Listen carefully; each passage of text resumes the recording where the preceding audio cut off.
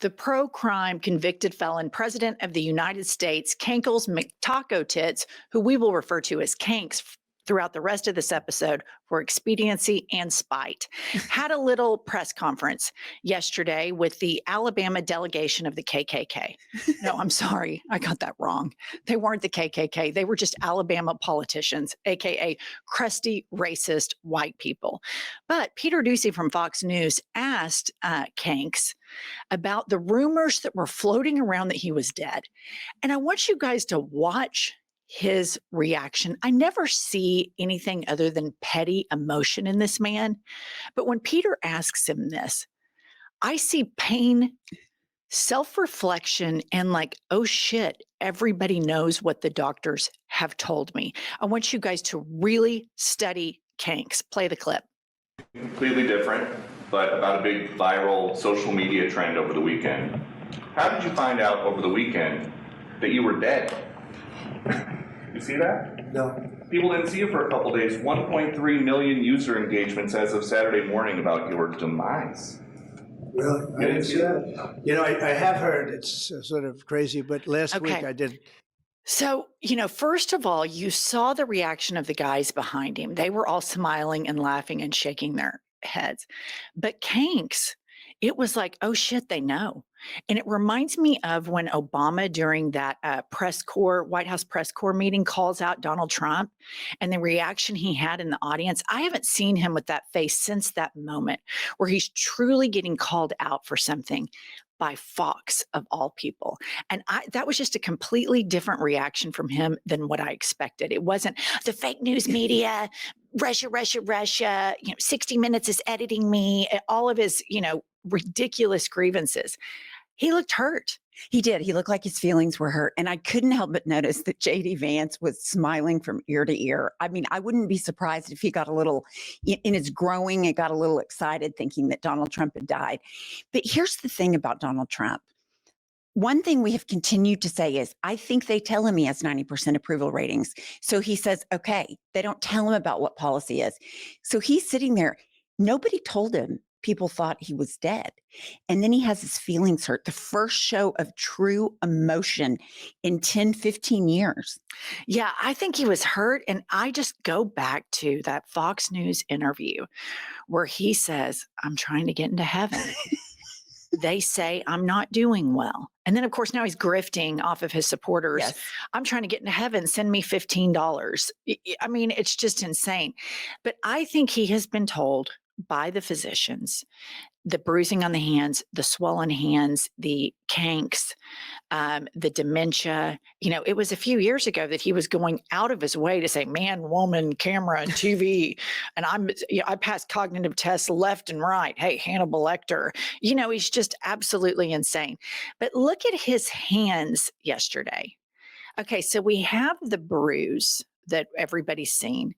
We have the makeup concealing the bruise. I'm no physician, but what I'm noticing is a lot more swelling in the hands. I'm noticing here that the hands are matching the puffiness of the kanks. Mm-hmm. And this guy looks like he is a bubble tick. He had on more makeup than normal yesterday. There was a lot of effort to conceal under the eyes. He looked puffier all over. The hand has a yellowing, which Pumps has said before that, when you go to see people that are in hospice, they kind of get ashen and yellow. And his hand there, I think there's no question, in my opinion, he was juiced up and propped up before he went out for the Klan rally. But the hand, you guys, this isn't really hitting mainstream media, and the hypocrisy and the double standard of Joe Biden's health compared to these obvious, super obvious, both mental, combined with physical decline, combined with the fact that he surrounds himself with physicians that march out on live TV and say he's the healthiest patient and has the best genes than anybody I've ever treated in my medical career. That Ron Jackson said that. So I think it's dire, you guys. I think it's dire too, but the reality is I've given up that Donald Trump will ever be held accountable to anything. So, I think he could play this for a long time.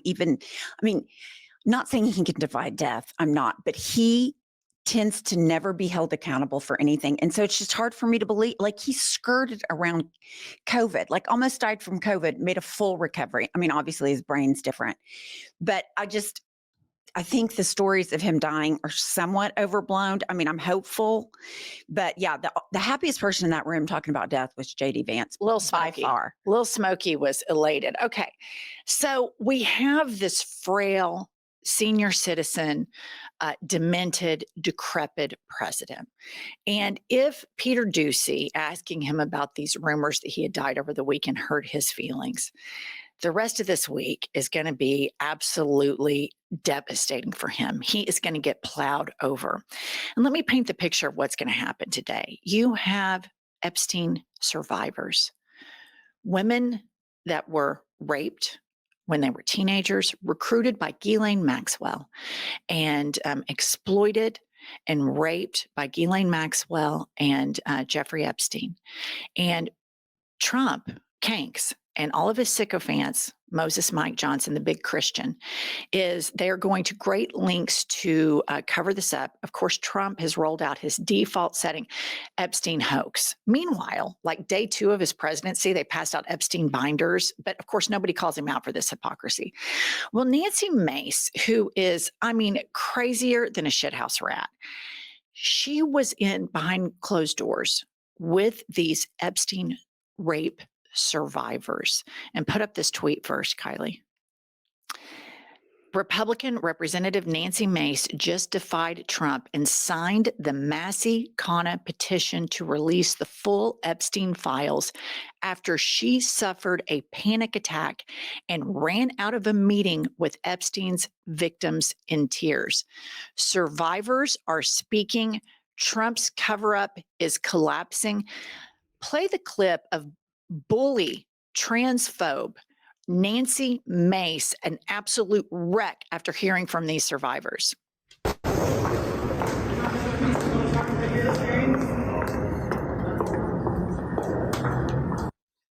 So what's lost in this whole thing is that a bunch of teenage girls were raped, and they were recruited because they were easy to access in their neighborhoods and their socioeconomic level. They were lured in that you could get, $200, $300, and if you bring a friend, you get a bonus to go give this old man a massage.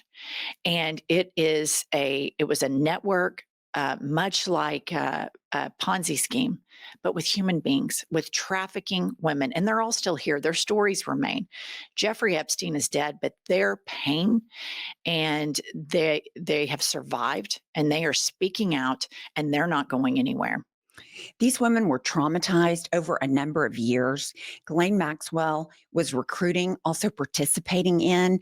There were numerous men that were participating in this. And I look at Nancy Mace, who alleges to have been sexually assaulted herself.